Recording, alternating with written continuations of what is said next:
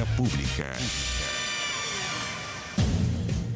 ¿Qué tal? ¿Cómo están ustedes? Muy buenas noches, bienvenidos a Vía Pública. En la sede del Congreso Nacional, aquí en Santiago, los partidos de Chile Vamos presentaron y firmaron su declaración en el contexto de la conmemoración de los 50 años del 11 de septiembre.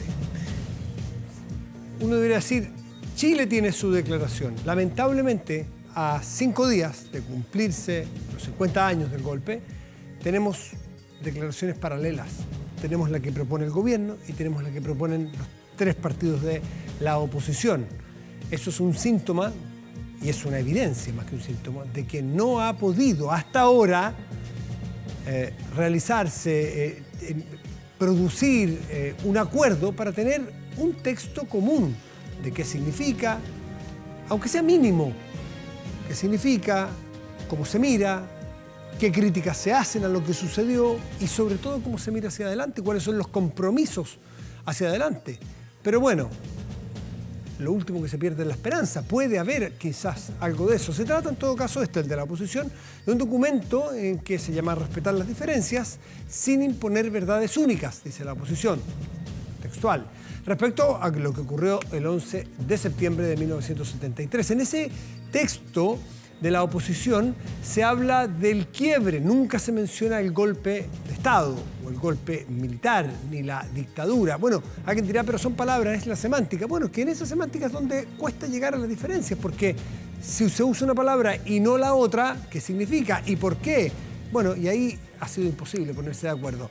El texto detalla 7 compromisos con la democracia, la Constitución y las leyes, los derechos humanos, la paz y la buena convivencia, la promoción de la dignidad humana, la libertad de pensamiento y de expresión con la seguridad del país. Todo eso nadie lo discute y eso probablemente sería, en teoría de conjuntos del colegio, probablemente la zona de intersección donde unos y otros pueden tener acuerdos. Lo otro es lo más complejo. Chile Vamos hizo un llamado al presidente Gabriel Boric para que vele porque el próximo 11 de septiembre sea una jornada pacífica y segura para todos. Además, los dirigentes del conglomerado de oposición confirmaron que no asistirán a la ceremonia que se realizará en el Palacio de la Moneda el próximo lunes. Vamos a la mesa de conversación.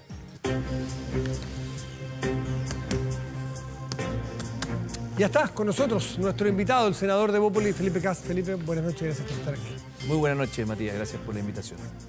¿Qué tenía el texto original del Acuerdo de Santiago? ¿Se llama el acuerdo? Sí, Acuerdo de Santiago, que el gobierno, 4 párrafos, 4 puntos, planteaba como el texto con el cual debíamos como país firmar en común. De hecho, yo creo que no tenía tanta diferencia. Si tú miras el texto que por lo menos a mí me llegó de lo que planteaba el presidente Boric y lo que firmó Chile Vamos, es verdad que el de Chile Vamos es un poco más completo. Yo creo que el presidente Boric empezó a reducirlo a niveles que ya estaba bastante deslavado para tratar de sumar a todo el mundo. Y yo creo que la interpretación que hicieron desde Chile Vamos, yo soy parte de Chile Vamos, pero no estuve en la mesa directiva negociando, es de alguna manera sentir que el presidente Boric estaba tratando de utilizar un poco esta fecha, que obviamente es muy dolorosa y genera mucha división, para una lógica de beneficio propio, más que de beneficio común, porque además veíamos sus declaraciones sobre Jarpa recientemente, sobre el caso de la persona que se suicidó, en un tema de salud mental bastante complejo. Creo que la carta de Carlos Peña que le responde al presidente es bien elocuente, decir, ¿sabe qué? Usted no está llamado a juzgar a alguien que se quita la vida, porque no sabe los motivos que tuvo atrás. Yo creo que el problema, más que el contenido de la carta del presidente Boric, es que él no es un interlocutor válido para muchos de nosotros.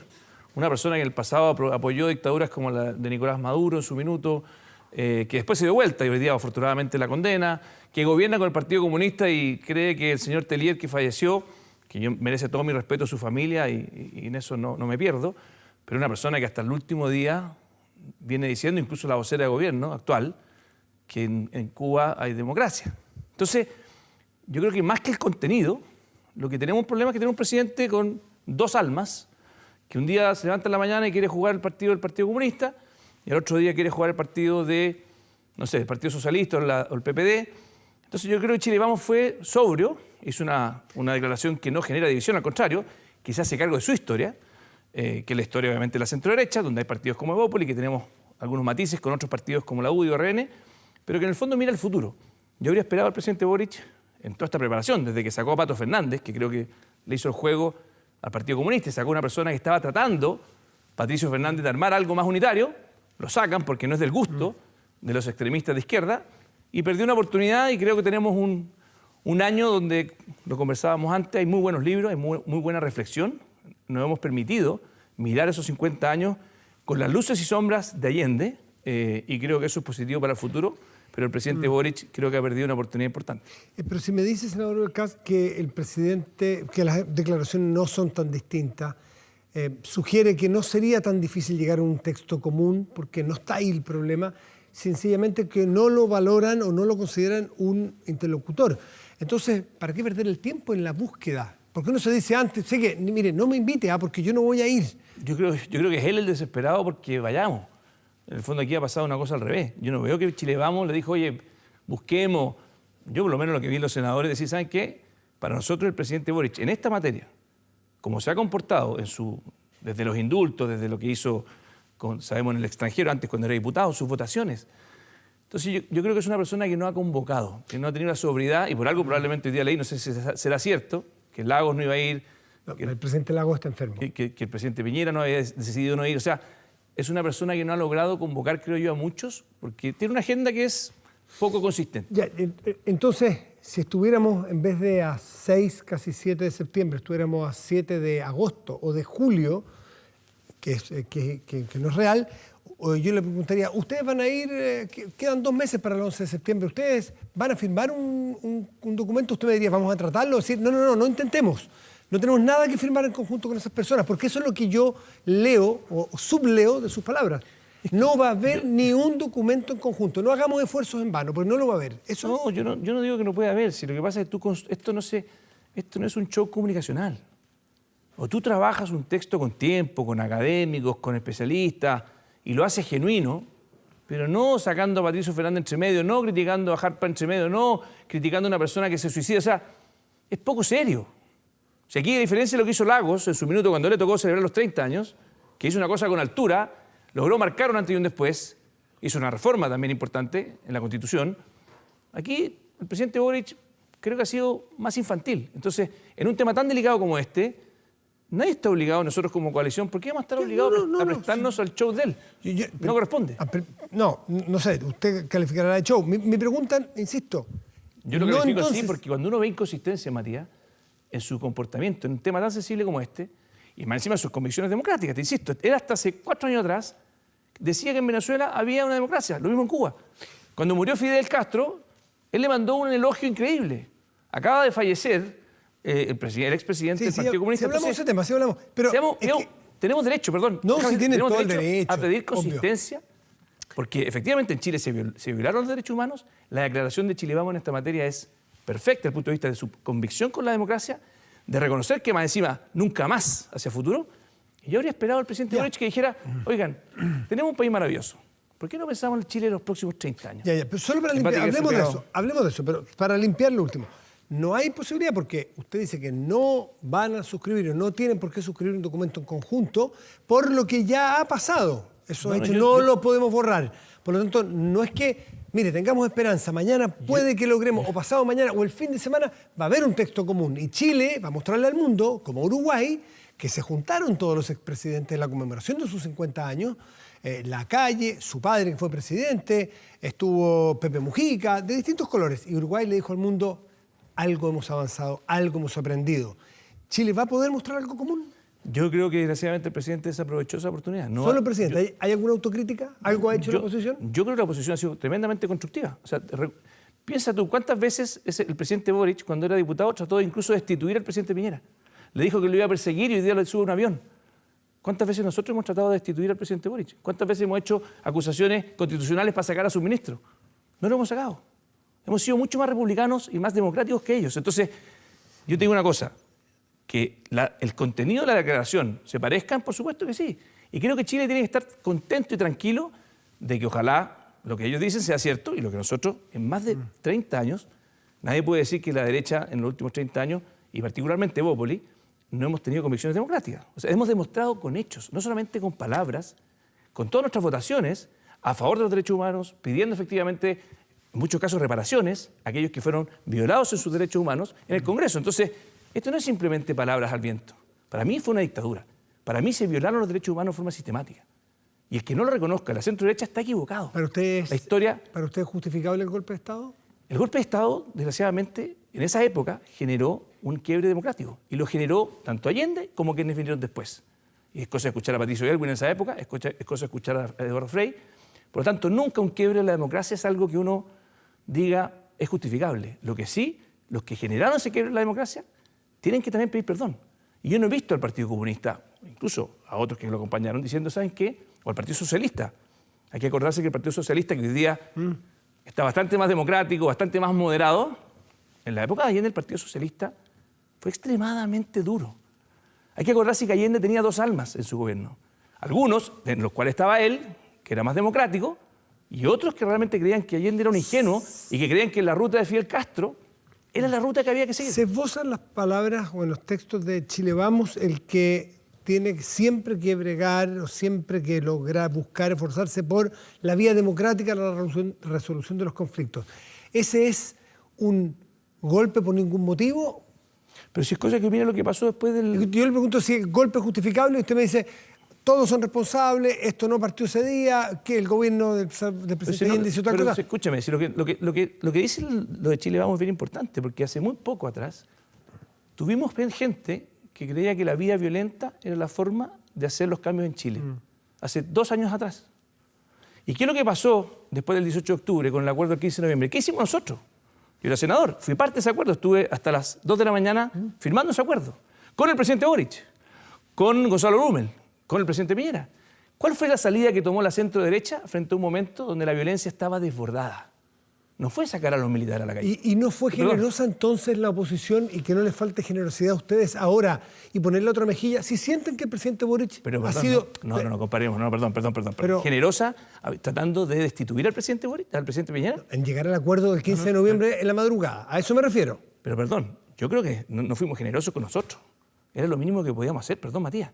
Y no es lo mínimo que podemos hacer a 50 años cuando vemos que el 56,8%, según la última encuesta, de los chilenos sostiene que este tema de los 50 años no le interesa mucho. Por lo mismo. ¿No es la clase política por lo jugando mismo, Matías, como me está dando la razón. un reality? No, lo que no quieren los chilenos es que esto se preste simplemente para un show de manos arriba, un show casi que pirotécnico. Lo que quieren es que uno demuestre con hechos, que fue lo que hicimos después de la crisis del estallido delictual que tuvimos, que hubo un grupo de políticos, liderado por ese minuto el gobierno del presidente Piñera, que dijeron, ¿saben qué más?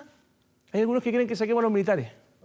Vamos a resolver esto por la vía democrática. Con Sí, se resolvió bien y fue una salida... Y por lo tanto, yo le recomiendo mucho el libro de Gonzalo Blumel, Sí, la vuelta larga. Muy bueno. Que en el fondo demuestra que en ese minuto las convicciones democráticas de nuestro sector fueron profundas. O sea, no repetimos la historia, que algunos probablemente pensaron que se iba a repetir. No repetimos la historia de utilizar la fuerza. Pero no es, por último, antes de irnos, pero ¿no es acaso que miramos desde un poco ya más lejos, ese 15 de noviembre de 2019, con cierta satisfacción que como país fuimos capaces, que más que menos, fuimos capaces de resolver por la vía institucional un problema feroz que pudo haber terminado en una crisis, no sé si compararla con cuál, pero una crisis de fractura de la democracia. Muy grave. Y fue la política la que logró sentarse un día entero y resolvió una vía institucional. Se puede. Entonces, sí, pero no sin comparar, pero estoy haciendo una analogía. No comparando. Porque cuando tú me comparas el momento de hoy día, donde hay una coalición como Chile Vamos, que dice a los 4 vientos, nunca más violación a los derechos humanos, nunca más otra vía que no sea la democracia, agotar todos los medios, como ya se demostró hace 2 años atrás, que queremos efectivamente siempre promover el diálogo plural. Hay que acordarse que Allende en su minuto, y con todas las medidas que tomaba, vulneró la Constitución varias veces. El compromiso a respetar las reglas del juego. Si además destruir la democracia, y lo demostró muy bien Chávez, no ocurre solamente con golpes de Estado. Tú puedes destruir la democracia erosionando las reglas del juego. Y la vía de Venezuela hacia destruir la democracia es algo que no queremos repetir. Entonces, yo sí estoy optimista, y no creo que tenemos que ser todos iguales. Evópolis no es lo mismo que el Partido Comunista, y probablemente si yo quisiera escribir la declaración de Chile Vamos, unida con la del Partido Comunista, sería una declaración deslavada. Yo incluso no creo la del Partido Comunista, la del presidente Boric, la del gobierno del presidente Boric, es la que propone y el Partido Comunista está ahí, ¿no? Pero decir que la del Partido Comunista... El Partido Comunista y el Frente Amplio son los 2 partidos que ganaron la elección. Se sumaron otros. Pero son los dos partidos anclas de este gobierno. Pero puede ser al menos incompleto decir que esa es la declaración del Partido Comunista. Pero tiene que es estar. la declaración del gobierno del presidente Boric. Tiene que estar sí, Comunista, que es contenido. obvio. Y a lo mejor al Partido Comunista no le gustaba todo y estaba también el Partido Socialista. Por lo mismo terminaba siendo una declaración deslavada. Si tú miras la declaración era deslavada. La de Chile Vamos es más profunda que la otra. Ahora, yo no quito... Es lo mejor enemigo de lo bueno. Por mismo. muy profunda no logramos un acuerdo. Por lo Yo mismo. lo escuché a usted en materia constitucional muchas veces. Y yo lo encontraba hasta razón. Es decir, hagamos una constitución aunque sea minimalista, chica, de pocas páginas, pero que lo acordemos. Ese mismo principio no se puede usar No, porque no es lo mismo una constitución, Matías, que una declaración que habla también sobre yo no comparto con el Partido Comunista sus convicciones democráticas. Tenemos distintas. Entonces tú me estás forzando con el Partido Comunista a coincidir tanto en lo que fue Allende como en lo que es el futuro. No comparto. El Partido Comunista dice que usted, usted particularmente, es que los partidos de derecha que estuvieron con el golpe de Estado no tienen credenciales democráticas. Entonces es un diálogo de sordos. Evópoli, de hecho, nació hace... Yo sé, dije no Evópoli, dije... Bueno, está bien, Evópoli nació hace 10 años, pero más allá de Evópoli o no Evópoli, lo que te quiero decir es que las constituciones, y aquí he sido un mensaje para el Partido Republicano, las constituciones no pueden ser maximalistas. Tienen que ser minimalistas por naturaleza. Porque si hay algo en lo que tenemos que estar todos de acuerdo es en eso, porque son las reglas del juego. Es como que juego fútbol, usted y yo, y que yo tenga mis reglas y tú las tuyas. No nos vamos a sentar a jugar a la pelota. En cambio, las constituciones tienen que ser minimalistas. No así mis principios, mis convicciones, y puedo tener diferencias, y creo que es parte de la riqueza Sin duda. de la democracia que podamos convivir un partido comunista que piensa distinto a lo de Evópoli. Pero no me fuercen a decir que pensamos lo mismo, porque eso sería mentirle a la gente. No, sería mentir. Felipe Kast, senador de la Araucanía, o por la Araucanía de Evópoli, muchísimas gracias por estar aquí. Y un mensaje final, que lo hablamos antes. Por favor, sí. Hoy día aprobamos la ley del fin a la puerta giratoria, transversalmente. En el Senado. En el Senado, en la Comisión de Seguridad, que va a ser algo muy simple. Todo delincuente que cometa un delito por segunda vez va a cumplir cárcel efectiva. Nunca más que hayan personas que son detenidas 30 veces y están libres. Gracias, senador. Que esté muy bien. Gracias por la invitación. Pausa y volvemos a la vuelta. John Dínguez, ¿me suena? Claro que sí. Es un experimentado periodista que ha escrito mucho sobre Chile. Está aquí con este Chile en el corazón. Historia, ¿se acuerda de la película Missing? Bueno, se revisita esa historia de esos dos norteamericanos jóvenes que llegaron en la Unidad Popular temprano en los 70, y esa es la historia, que ellos murieron, es la historia de ellos por John Dínguez, un prestigioso periodista que está con nosotros después del corte.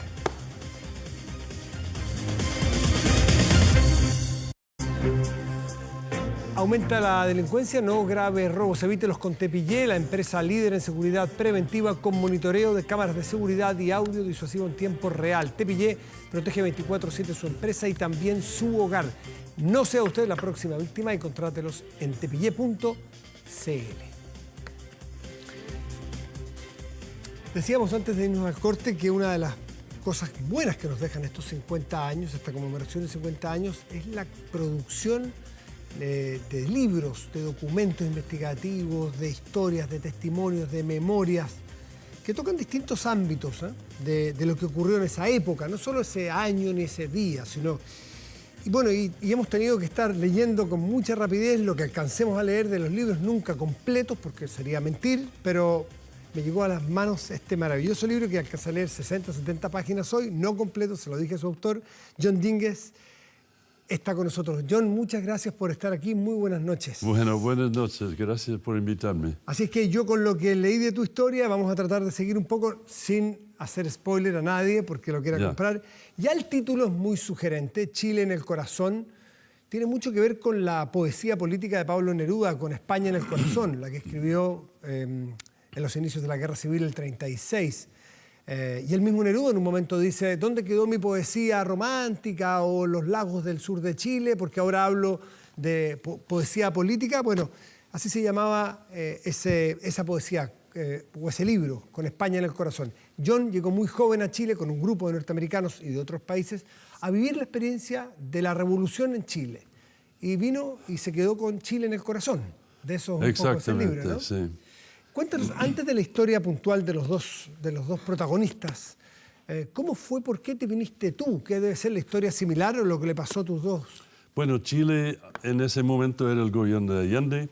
Se entusiasmaba la gente en todo el mundo, en Europa, América Latina. Muchísimos vinieron a Chile.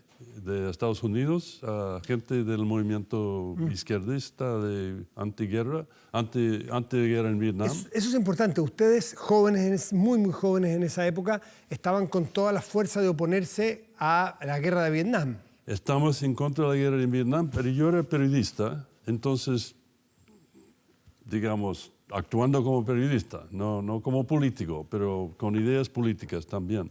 Y Horman y Tarugi llegaron con más ideas políticas, especialmente Tarugi, que venía de una familia de sindicalistas de Estados Unidos. Es muy interesante las dos personas porque uno es de la Upper East Side, de la parte más elite de Nueva York. Claro, estudió en Harvard. Vivía en penthouse, estudiaba en Harvard, escuelas elites, y se radicalizó. Él es Charles Horman. Charles Horman. Y Frank Tarugi. Tarugi, de la familia, su padre era sindicalista de corazón, de Chicago, educación católica, teología de liberación. Un tipo radicalizado, pero muy seriamente. Lecturas de Marx. Tenía en Chile, compró las obras completas de Lenin. O sea, gente idealista, pero digamos con un trabajo intelectual serio, ¿no? Especialmente Tarugi. Él estudiaba economía aquí con André Günther Frank, el autor de la teoría de dependencia. Él vino a terminar sus estudios de economía a Chile. Sí, tenía 3 años y quería terminar aquí. Bueno, ellos dos y muchos otros, porque no eran los únicos dos, se involucraron, se compenetraron en el tejido político y social de esos momentos con los movimientos obreros, en el caso, por ejemplo, de Horman. Incluso se cambió a un barrio más cercano a los obreros que él defendía, los cordones industriales en esa época. Hacen casas o viven en casas por aquí, cerca de este canal, donde se transformó un poco la casa de los gringos, o algunos brasileros también, que venían a vivir esta revolución. Terminaron muertos los dos. Vinieron a encontrar la revolución, empezaron a vivir la revolución. Era difícil porque éramos sospechosos de ser agentes de la CIA, todos, ¿no? Un americano que no ha sido acusado de eso no estaba aquí, ¿no? Ellos, la parte, digamos, de la investigación que no se ha sabido hasta ahora era que el involucramiento de Horman con el movimiento obrero del cordón industrial. Los dos estaban como involucrados con el movimiento obrero, por el parte de Tarugi con Mir, por el parte de Horman sin partido, pero él hizo un trabajo, digamos, valiente. Él se comprometió mucho con el movimiento hasta el punto de ir a Nueva York a buscar plata para comprar armas para la defensa de la unidad popular. Claro, va a Nueva York en un momento y está relatado algunos diálogos o reproduce conversaciones, testimonios de amigos suyos de entonces que le recuerdan haberle dado $200 o $300 para comprar armas aquí a este muchacho de la elite neoyorquina, de Harvard, y que termina viviendo en los cordones industriales de Chile. Ahora, ellos dos, Tarugi y Horman, son los protagonistas de la famosa película Missing. Sí, Horman especialmente. Horman especialmente. Pero lo que tú nos narras aquí, y yo a esa parte del libro no he llegado, así que cuéntanos lo que puedas para que queramos seguir leyendo el libro. Tú desmientes o tienes una versión distinta a la de Missing. Sí. Esa es la parte policial, digamos, del misterio del libro. Entonces hay que leerlo para ver todo el involucramiento de eso, el desarrollo de ese tema. Pero sí, la teoría de que Horman era el hombre que sabía demasiado, que había descubierto el papel de Estados Unidos en el golpe militar, y por eso que Estados Unidos lo hizo matar por los chilenos. Esa versión está representada en el libro, en la película. En la película. Missing. Y eso no tiene sustento en la realidad. Y hice un trabajo de investigación muy minuosa para para saber si era algo de cierto. Y realmente descubrí, y eso es la parte, digamos, más interesante tal vez del libro, que fue hasta una obra de desinformación por parte de un agente de inteligencia chileno que se presentó como testigo de la interrogación de Horman. Y él pone en boca del jefe de SIM, de Servicio de Inteligencia Militar, eso de que lo matamos porque sabía demasiado, había vuelto de Valparaíso, había visto... ¿Cuál es tu teoría? ¿Por qué los mataron a ellos dos? Bueno, si descartando esa versión original, tú quedas con la internacionalidad del golpe militar. La racia en los primeros días contra los extranjeros, extremistas, era terrible. Bandos diciendo que denuncian a los extranjeros porque venían a matar chilenos. Yo creo que eso es parte importante, pero no era por casualidad, porque en el caso de Horman, llegaron a su casa una unidad militar buscando a él, ¿no? Entonces, eso yo no puedo decir porque no me han contado de los militares, pero supongo que la teoría más probable es que tal vez tenía que ver con su actividad con los cordones.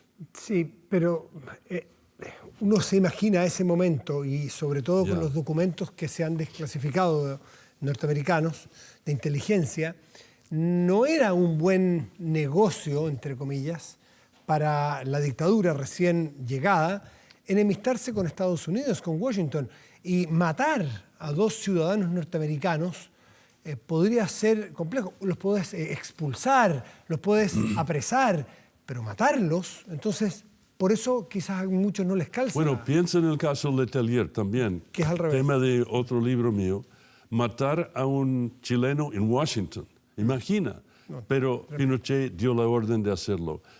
En el caso de esos dos norteamericanos que no eran personas importantes, yo creo que fue obra de las muchas racias, de los muchos allanamientos que estaban haciendo, denuncias, inteligencia a medio andar, los detienen, los matan, los dos, dentro de muy poco tiempo.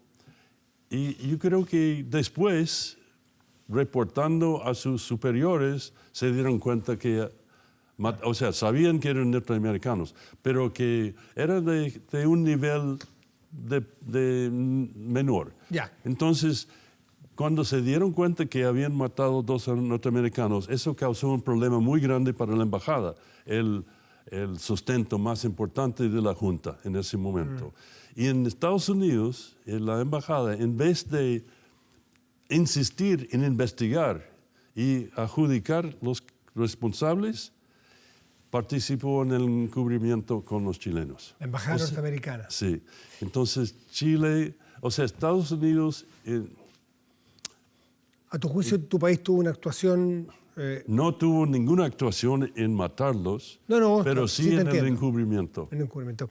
¿Y por qué ellos dos fueron los que murieron, o las víctimas solamente?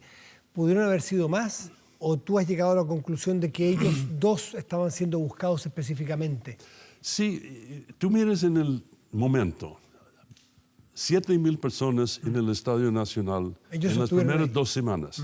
En la semana en que detuvieron a esas 2 personas, la población subió de 4,000 a 7,000 en esa misma semana. O sea, había una arbitrariedad enorme en ese tiempo. Bueno, no mataron a todos, detuvieron a muchos norteamericanos. A mi casa lo allanaron 2 veces.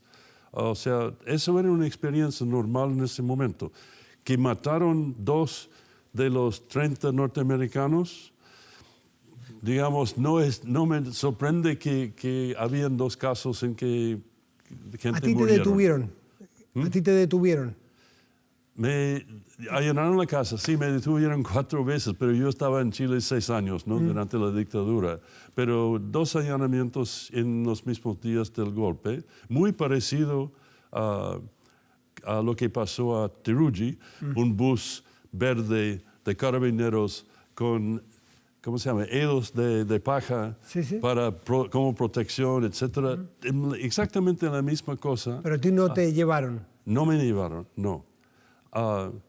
Buscaron dónde están las armas, quemaron libros y se fueron. Yo nunca me pongo en el lugar de un, digamos... De una víctima. Víctima, ¿no? Porque no me pasó nunca nada físicamente en Chile. Bueno, fui llevado una vez a Villa Grimaldi, pero eso es otra historia. Pero por equivocación.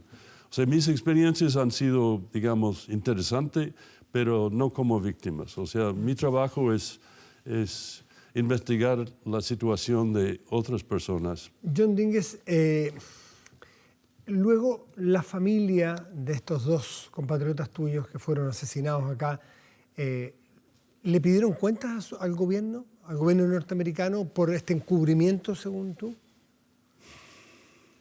Trataron de hacerlo. El padre de Horman, en esa parte la película tiene razón, o sea, es muy acertada. Él vino con la idea de que mi embajada va a esclarecer eso y va a encontrar a mi hijo. Salió convencido que Estados Unidos no quiso hacer ninguna investigación y terminó sospechando que habían participado en matar a su hijo. Entonces, un conservador republicano del estado de Nueva York, gran amigo de un senador republicano famoso que se llama Javits, él terminó muy crítico a su gobierno por lo que habían hecho. Entonces, él, digamos, lanzó la teoría de que por sus sospechas, no como hechos. O sea, él dijo, estoy convencido, pero a base de presunciones. Y eso formó durante los primeros 10, 15 años la teoría más aceptada. Pero cuando uno hace la investigación seria, como lo he hecho yo, a base de documentos norteamericanos, más importante documentos chilenos, entonces uno llega a la conclusión que fueron víctimas internacionales en un momento en que la campaña de los militares contra la racia, el odio contra los extranjeros era muy fuerte. Y eran 800 extranjeros detenidos en las primeras 2 semanas, de los cuales 48 fueron muertos. Y ellos eran 2. No era por nada, no era por falta de participación, pero sí, sin justificación, pero sí gente comprometida con el proceso. John Dínguez, tú en un momento del libro, en la búsqueda de fuentes, de testimonios para construir tu historia, intentas contactar a la mujer de Horman, de Charles Horman, y ella, entiendo, hasta donde entendí yo, ella prefirió no hablar, incluso se te cerraron otras puertas porque ella no te quiso hablar. ¿Qué conclusión sacas de eso? ¿Sencillamente es algo emocional? Bueno, yo la conocía. Ella también vivió acá. Sí. Ella vivió con él acá. Ya, claro. Sí. No, o sea, somos de la misma comunidad de gente que quiere en Chile. Pero cuando yo empecé con el libro, ella sospechaba que yo iba a contar la historia que ella no quería que se conociera. Justamente eso de las platas para las armas. Que ella, yo supongo que sabía. Tuve una entrevista con ella de 4 horas antes que yo supiera de esa cosa. Y de ella, pero bueno, no voy a especular sobre las razones de ella. Pero sí es cierto que trataron de cerrar las puertas a otras entrevistas. Ninguna persona, bueno, una excepción, pero sí, hay un rehusó hablar conmigo. Entonces, toda la gente que ama Chile, de los norteamericanos, quisieron que la historia se cuenta. Que su mujer, Joyce, se llamaba su mujer, Joyce, sí. Joyce, no quería que se supiera el que su marido había ido a Nueva York a recolectar dinero para las armas. Eso es lo que yo supongo. Ella nunca me ha dicho eso, pero cuando ella hizo finalmente comentarios al libro, le mandé el libro, entonces los comentarios todos tenían que ver con eso. No lo negó como hecho, dijo que tu especulación de que alguien, o sea, objetó algunos aspectos de mi presentación, pero el hecho mismo no contestó. ¿No te desmintió? No lo desmintió. ¿Objetó que lo incluyeras?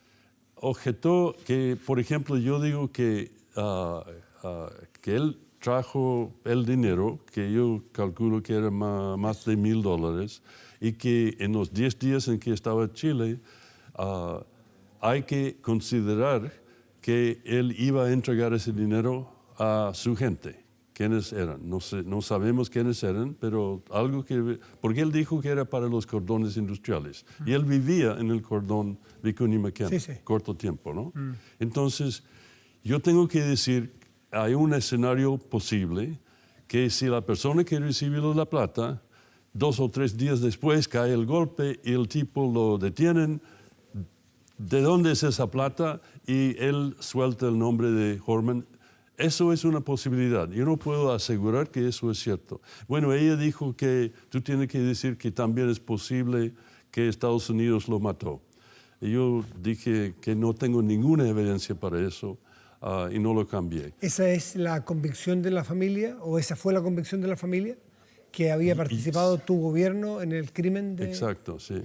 Ellos llegaron a esa conclusión por sospechas del padre. Sí. Quiero, John, antes de terminar, aprovechar, más allá de esta obra, más allá de este libro, ojo, se presenta el próximo 12 de septiembre a las 12 del día. ¿Dónde es esa presentación? En la Casa Central de la Universidad de Chile. En la Sala Eloísa Díaz de la Universidad de Chile. Exacto, sí. Bueno, entrada liberada por si alguien quiere ir. Exacto. Más allá de esta obra, te quiero preguntar, han pasado los años, la experiencia acumulada, tú también has reflexionado, has leído, has conversado. ¿Cuál es tu evaluación de qué año viviste aquí en Chile? Estuve en el 72 a 78. Ya. Después, casi todos los años. Durante la dictadura vine a hacer una película documental para PBS y hacía reportajes, pero vivía en Washington. Conexión con Chile permanente. ¿Cuál es tu evaluación de la unidad popular, lo que te tocó a ti? Pero sí, en un concepto, un resumen, ¿por qué crees que se llegó a lo que se llegó? ¿Hay responsabilidad? Te facilito la respuesta. Yeah. ¿Hubo responsabilidades compartidas? ¿Hubo un bando que no permitió que fue más responsable que otro? ¿Cuál es tu análisis de lo que de la caída de Allende? Del golpe propiamente. Bueno, sí, hubo muchos errores por parte de la Unidad Popular. Allende no tuvo la fuerza de insistir en una alianza con la democracia cristiana, eso es mi opinión. Había una intervención fuerte de parte de Estados Unidos que cerró puertas económicas a Chile. La situación económica era un desastre en el último año. Y los militares por sí mismos hicieron un acuerdo con la derecha y la democracia cristiana para derrocar el gobierno, sabiendo que Estados Unidos iba a estar de acuerdo y que iba a apoyar el gobierno militar después de dejar caer a Allende. O sea, sabían que Estados Unidos quería la caída de Allende y que lo iba a premiar a los que lo hicieran. Las palabras que tú usas hay que examinarlas con cuidado y te quiero hacer la pregunta, en la diferencia de las palabras que usas, ¿Estados Unidos hizo el golpe, provocó el golpe o facilitó o dio las condiciones para que chilenos dieran el golpe? Exacto. Hay una diferencia. La palabra facilitar es acertada. Yo elijo las palabras en este asunto con mucho cuidado, ¿no? Estados Unidos no hizo el golpe. ¿No participó del golpe Estados Unidos propiamente? ¿No qué? ¿No participó del golpe? No participó. Participó directamente con ayuda a los militares después del golpe. Ya. Pero la actuación de Estados Unidos era apoyar financieramente a los partidos de oposición. Pensamos, hay muchas evidencias que apoyaron financieramente a los camiones, a los paros. Obviamente el bloqueo internacional. O sea, Estados Unidos preparó el camino para que Para Estados Unidos lo importante era que ese experimento Fracasar. muere en la cuna, porque el experimento no es que era marxista totalitario, porque era marxista, socialista y democrático. Por eso, una democracia obviamente imperfecta, como es todo en Chile, pero yo estaba aquí durante la dictadura y Allende, democracia existía durante Allende y no durante Pinochet. Yo sé que mucha gente dice que no, que Allende había roto la democracia, todo eso. No entro en esa discusión, que es una discusión política. Pero en cuanto a Estados Unidos, puedo decir que, en mi opinión, no hubiera ocurrido el golpe en la forma brutal que ocurrió sin la anuencia de Estados Unidos, sin el empujo de Estados Unidos. Pero participación directa no. Los chilenos hicieron el golpe. ¿Te tocó conocer al presidente Allende como periodista? Sí, como periodista, sí. ¿Te tocó entrevistarlo? No lo entrevisté, solo en grupo, solo en conferencia de prensa. ¿Y qué opinión te llevaste de él? Porque tú venías siguiendo también el sueño Yo venía de todos con estos mucho jóvenes. idealismo. Sí. Yo esperaba, digamos como hope, ¿no? Esperaba que esto iba a ser, que podía ser un modelo para resolver la pobreza y la desigualdad en América Latina en otra parte, ¿no? Porque combinaba una visión socialista, pero no como doctrinario, sino una economía que ayuda a la sociedad, no al revés, ¿no? Entonces yo pensaba que eso iba a ser una solución. Y lamentablemente yo estoy convencido que el modelo como economía era tan fallada que no pudo haber tenido éxito y que en la próxima elección Allende habría perdido. Si habían dejado el proceso electoral seguir su paso. Si llegaba el 76, Allende o su sucesor hubiese perdido.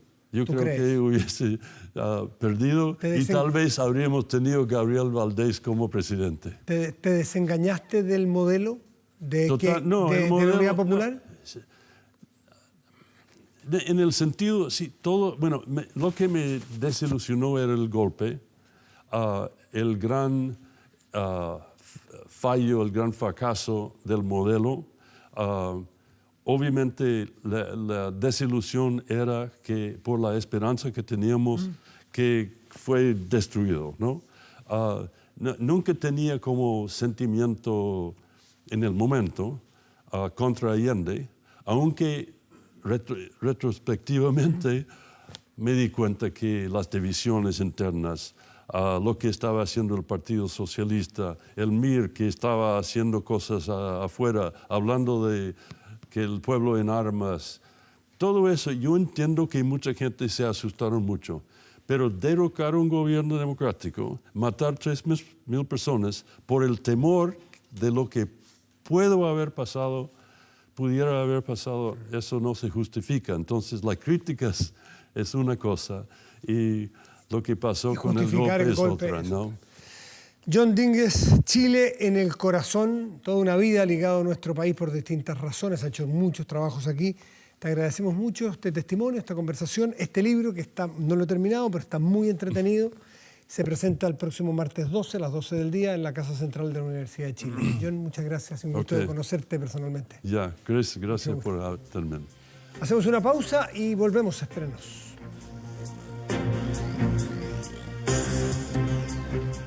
Cuando habla el café, las palabras fluyen. Lu Café ofrece 13 variedades de café, tanto en grano como en sachet. Preocupados del medio ambiente, sus cápsulas son 100% reciclables. En pocas palabras, Lu Café, simplemente un excelente café. Lu Café, simplemente un café de origen. Vamos a la pantalla grande de